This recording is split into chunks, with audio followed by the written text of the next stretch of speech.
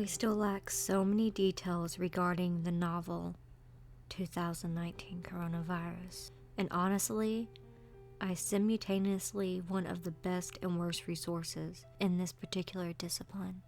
You certainly heard your share of experts and wannabe experts explaining how you can protect yourself and those around you, how masks are the best approach, how we have no cure, how coffee and lemon water and gluten-free eating and enemas will protect you. You might rightly assume that not everything you hear is based on fact. I have been consuming every piece of information about COVID-19 that I can access, looking for new options for treatments and new ways the virus can manifest. Every scrap reiterates what I've been fearing. Our treatments are decidedly mediocre, and the virus affects us more ways than we, as of yet, understand. I'm a physician of infectious diseases, but I have close friends that are intensivist, pulmonologist, nephrologist, and pharmacist. For all of us, the learning curve has been decidedly steep and fraught with pitfalls and misdirection.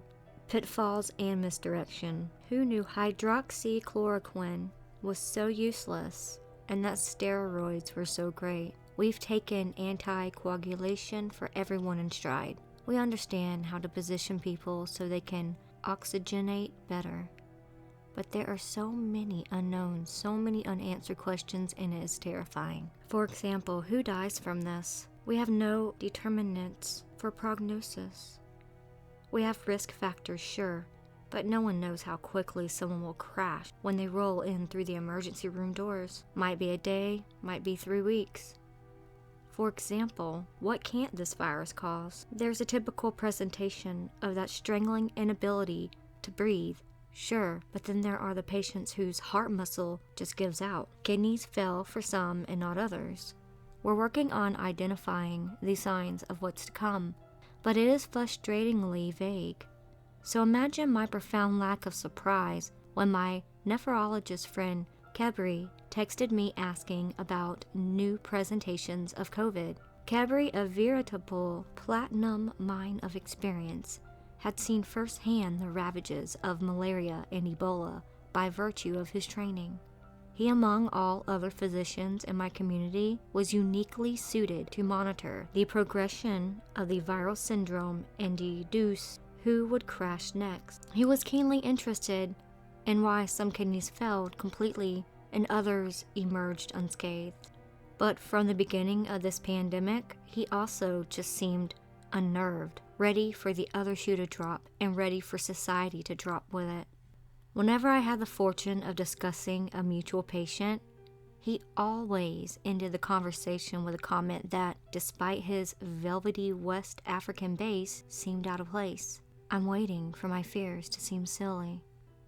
On this afternoon, I texted him back about myocarditis. Everyone read the case reports, but I enjoyed his review of it. I waited for his take on the proposed mechanism of toxicity.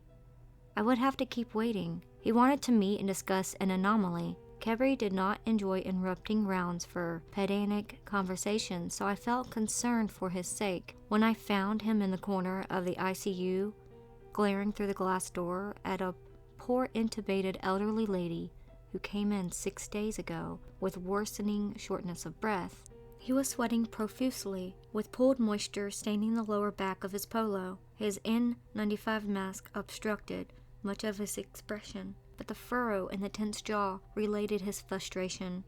I was alarmed. "Do you smell her?" Not a typical question, especially coming from Kebri, who wasn't one to bring attention to his patient's personal hygiene even with dismal. I inhaled behind my more permanent mask with the soft influx of a mostly fruity, subtle, astringent odor. "Acetone?" He nodded and gestured at the motionless patient's side. "She's producing it." "Starvation ketosis doesn't make acetone that strong," I protested. One of the nurses was probably painting their nails. He continued glaring, and noted how profoundly reflected his bald scalp became in the sterile light. "It's her room only. Her body is producing it. He paused, and before I could argue further, commented, "You remember Mr. Bakersfield?" It was not a question, but more of an observation. Everyone knew Mr. Bakersfield. 62 years old, fat, smoked like a chimney, horrible COPD, and arterial ulcers.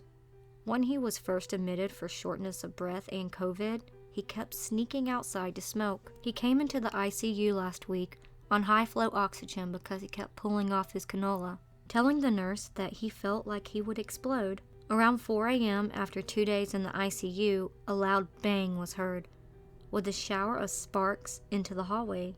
The nurses rounding at the time reported flames crawling on the floor of the room.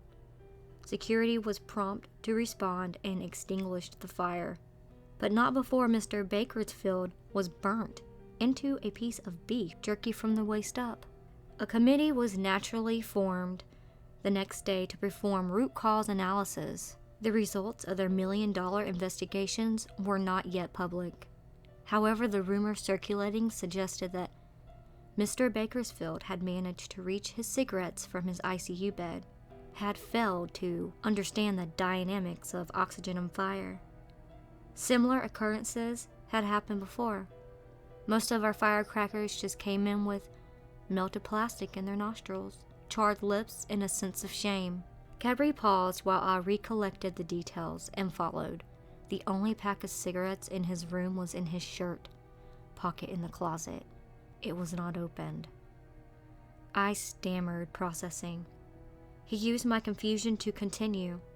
Reports from Europe and from here in the States, no source of ignition. Some are on supplemental oxygen, many weren't. A few just at home. Their families say the flames lick up the torso and cook the face to a crisp, half of the subtle smell. He ran his palm along his scalp and transitioned his glare to the sheen on his hand. The legs have been found spared. With a sigh, he pivoted and continued his rounds, leaving his malodorous patient in the room, and me positioned outside, assuming his glare. The morning was characterized by panic, with a large conflagration occurring in the corner of the ICU. The code blue was called more to recruit personnel to mobilize beds away from the fire, which crawled on the floor around the hospital bed. I was unfortunate enough to stride in through the ICU doors when the flare-up occurred, the image of a torso brilliantly wrapped in flames, which cascade over the hospital frame, melting the plastic into deformity. The dialysis device and the ventilator, not 3 feet away, were blackened on the front but appeared unscathed otherwise. Even shrieking to notify the panicking house staff, the end expiratory pressure had deviated from the normal function. The fire had just been suppressed when a second code red was issued in the emergency room. I have little role to play in a code blue these days, but fire emergencies often required more manpower. For mobilizing beds and bedsides, I had just consulted on a young 33-year-old healthy male without a smoking habit who had tested positive for COVID there in the ER. I had left with a vivid picture of a waist and 2 legs, charred and wrapped in a hospital sheet, and a disjointed hand lying abandoned on the tile. How similar the ER looked on entry. Techs and nursing staffs, our frontline hands, panic and yelling through their N95 mask and choking, acrid smoke pouring from behind the blindly colored curtain, hiding my new patient. As the responders thrust through the curtains with extinguishers in hand, I recognized the now familiar shape of preserved extremities and a pillar of flame encasing the chest and head, slightly consuming. 2 more instances occurred just that day, one a young lady hospital for dehydration with an incidental diagnosis of COVID, and the other a middle-aged mom who accidentally torched the ER's CAT scanner. There were no explanations for the root cause analysis committee. The hospital became more foreboding in the matter of hours. 2 nurses were sent home for panic attacks when an adolescent patient pulled the fire alarm. I wanted to find the common risk factor, wanted to know if there was an accelerant in the oxygen lines. Maybe a new ointment had a low flash point. Maybe the morphine was spiked with gasoline. Nothing popped up. There was no recognized physiology to explain the progression.